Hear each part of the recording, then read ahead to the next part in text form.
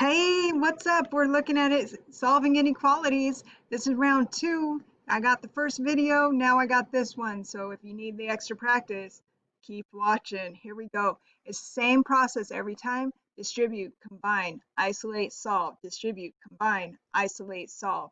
Follow that process. Go through it. Make sure you don't skip anything. Don't make up your own process. Just go through and do it. Okay, so first I look for distribution. So I look on the left side, wherever those parentheses are, okay, multiplication. You multiply the outside with the sign, so -4 times the inside with the sign. -4 times -3 is +12. -4 times 2n, negative times positive is -8n. Keep the symbol done on the left. Hey, I got parentheses again. Let's multiply. Okay, 2 times 6 is 12. Multiply it times the other term, 2 times 4n. Don't skip that term. 2 times 4n is +8n. Okay, I'm done with the distribution and multiplying. Cool. Move on to combining. This is adding and subtracting. Do not combine across the sign. Okay, so we look at the left, then the right. I have 12 and -8n. Variables and constants don't go together. That stays put. 12 plus 8n on the other side. Variables and constants don't go together. So there are no like terms on either side. So we are done with combining like terms. So now we're going to look at isolating with zero pairs. This is where we want the constants on the one side, the variables on the other side. They don't want to hang out anymore. They got in a fight, whatever happened, but this is where we're at. They don't want to be together anymore, right? It doesn't matter which you move as long as you're using zero pairs. I could do the 12, I could do the -8n, or I could start with the 12 on the right or the 8n on the right. Doesn't matter. You can move any way as long as you're using zero pairs. So I have 12 minus 12, that's 0. Always make sure it's 0. It shouldn't add to 24. Make sure you're actually zeroing out. That's the whole point of a zero pair. And I subtract it from the constant on the other side and see what we have. So I end up with -8n is less than or equal. Hey, those zero out again, and we have 8n. Guys, don't freak out at this point. I don't know why people freak out, but they're like, oh, there's 8n and there's 8n. What do I do? Hey, we're still right here. We're still isolating. Variables have to be on one side. They're still on two sides. We got to get them together. So we still have to use zero pairs. So add the opposite so that they end up on the same side. This is 0. Ah, there's nothing left. It's okay. You use that 0. That represents nothing, right? This time you have to write the 0 because nothing else is there, but 0 has to hold the place, okay? Then 8 plus 8n, 8n plus 8n is 16n. Variables are on one side, constants on the other. Sweet. See, don't freak out. You got this. It's okay. It's okay, guys.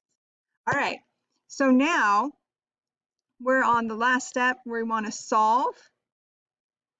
And we need our coefficient to be a +1.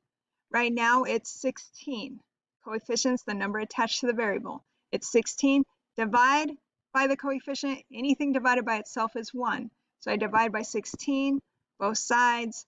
0 divided by anything is 0. Keep my symbol. 16 divided by 16 is 1. So I have n is greater than or equal to 0. Notice I read it from the n side. Get used to that. It'll help you with your number lines, right? So I'm at 0. It's a closed dot because it's or equal to, and it's greater than. So being able to read that correctly helps a lot. Okay, that's the process. Let's go through a couple more together. All right, here we go.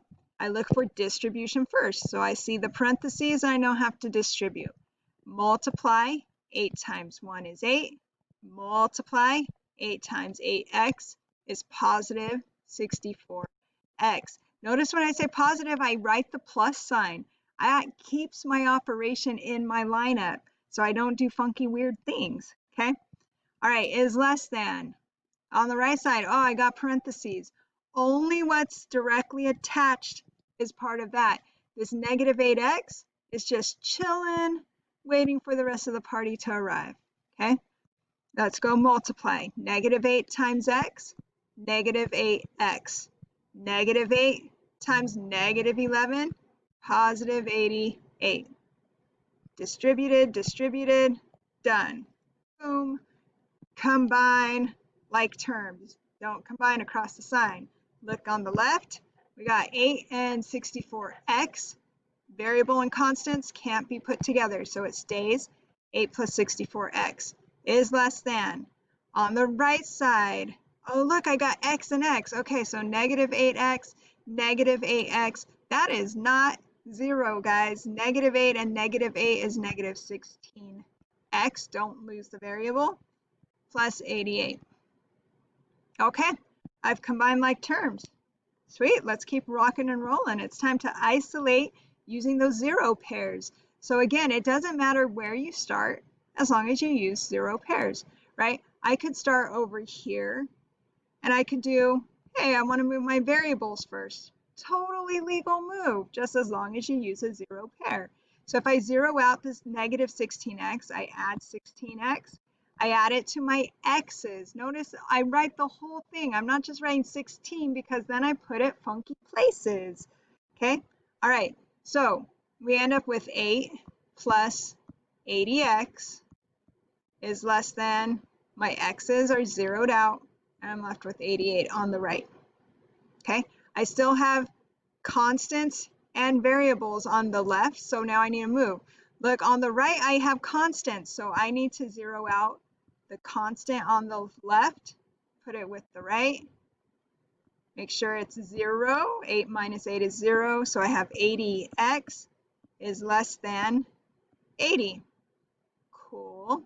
Okay, so x is on one side, constants on the other. I'm on to my final step to solve. Positive 1 coefficient, divide by 80. It's not negative, so I'm not going to flip. So I get positive 1x is less than 1. Okay, number line that. We start at 1. This time it's open because it's not or equal to, and we go less than to the left. Okay, one more. Let's throw some fractions in. Don't freak out about the fractions. Here we go. Distribute. I got parentheses. That plus 3 is not part of it. He's just hanging out till the party arrives. Got negative 1/3 times 24. 24 times 1 is 24. Divided by negative 3 is negative 8. Negative 1/3 times 21a. 21 times 1 is 21. Divided by negative 3 is negative 7a. All right, distribution, our plus 3 came down. Cool, I didn't lose any pieces. Look to the right side. Got parentheses, so we're multiplying. Negative 1/2 times 4a. 4 times 1 is 4, divided by negative 2 is negative 2a. Negative 1/2 times negative 20. Mind your signs. Negative times negative, I know I should be positive. Then it's, what's half of 20? That's 10. Okay, distribution done. Now we combine like terms. Don't combine across the sign. Here we go. Negative 8 on the left and 3 are both constants. Gives me negative 5. Negative 7a just has to come down because there's no other a's on the left. I look at the right. Negative 2a and 10, not like terms, so they just come down. Done with combining. Look at my 0 pairs. Here we go. Anywhere you want to start, you can. Anywhere you want to start, you can. All right, so let's go. If I add 5, add 5. All right, so I'm left with negative 7a is greater than negative 2a. Add the 10 and the 5, that's plus 15. Do you see all these strategies to organize my brain? I like box things. I keep my lines up. I'm going back into my resource on the left and just like, am I doing what I'm supposed to? Okay, I still have variables and constants, so I have to zero out because that's what we do when we're isolating. We use zero pairs, nothing else. Okay, so I end up with negative 5a is greater than those zero out. I'm left with positive 15. Okay, variables on one side, constants on the other. Sweet, done there. Now it's the solving part, positive 1 coefficient. Do I need to flip? Oh, alarm, alarm, negative coefficient. That tells me I need to flip, flip, flip, flip, flip, flip, flip. So right away, I'm going to flip my symbol so I don't forget. And then we finish with our division. Okay, so I end up with positive 1a is less than negative 3. That's it, guys. Solving inequalities. Go see what you can do.